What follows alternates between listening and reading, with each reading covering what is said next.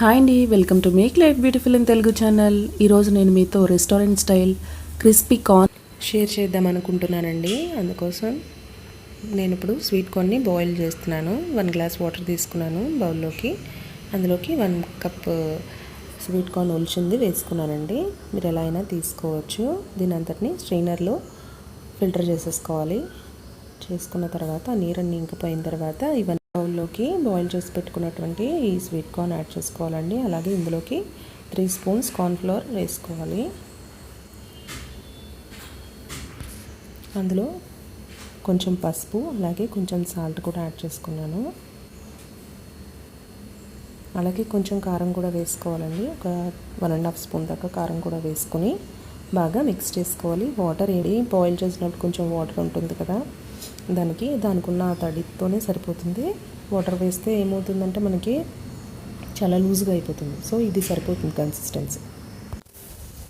ఇలా బాగా మిక్స్ చేసేసుకోవాలండి. చూడండి, రెడీ అయిపోయింది. ఇప్పుడు డీప్ ఫ్రైకి ఆయిల్ పెట్టుకున్నాను.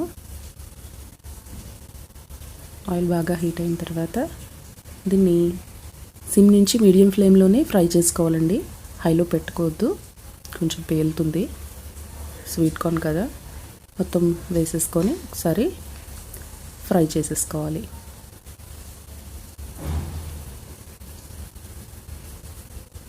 ఇలా ఇందులో తీసేసుకుంటే కొంచెం ఆయిల్ అనేది మీకు టిష్యూ పేపర్లో కూడా, ఇందులో అయిపోయిన తర్వాత ఒకసారి టిష్యూ పేపర్లో కూడా వేసుకుంటే మీకు ఆయిల్ అంతా, ఎక్సెస్ ఆయిల్ అంతా కూడా తీసేసుకుంటుంది. ఇలా మిగతావి కూడా సేమ్ ప్రాసెస్లో అన్నీ ఫ్రై చేసేసుకోవాలండి.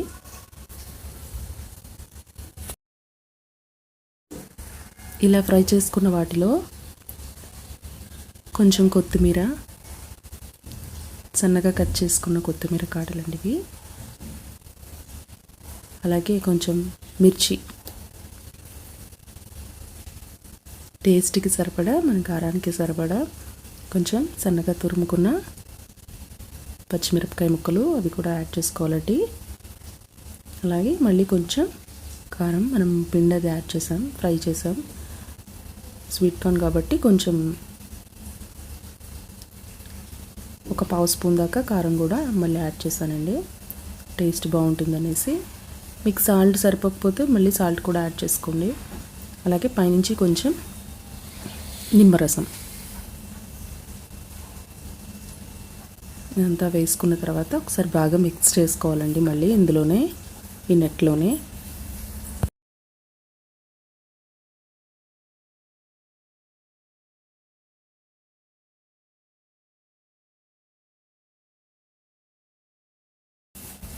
ఇలా చేయడం వల్ల బాగా మసాలా అంతా కూడా దానికి, మనం తీసుకున్న మిర్చి, లెమన్, కారం ఇవన్నీ కూడా బాగా పడుతుందండి. ఒకసారి ట్రై చేయండి, చాలా చాలా బాగుంది రెసిపీ. అలాగే నాకు సాల్ట్ సరిపోలేదండి, అందుకని మళ్ళీ కొంచెం యాడ్ చేసుకున్నాను. మీరు కూడా చూసుకొని అడ్జస్ట్ చేసుకోండి టేస్ట్ బట్టి.